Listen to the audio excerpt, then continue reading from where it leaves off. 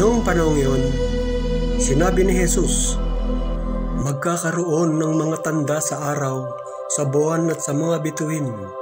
Sa lupa, ang mga bansa ay masisindak at malilito dahil sa ugong at mga daluyong ng dagat. Ang mga tao ay hihimatayin sa takot dahil sa pag-iisip sa mga sakunang darating sa sanlibutan, sapagkat mayayanig at mawawala sa kani-kanilang landas ang mga planeta at iba pang katulad nito na nasa kalawakan. Sa panahong iyon, ang anak ng tao ay makikita nilang dumarating na nasa alapaap, may dakilang kapangyarihan at malaking karangalan. Kapag nagsimula ng mangyari ang mga bagay na ito, magalak kayo, sapagkat malapit na ang pagliligtas sa inyo.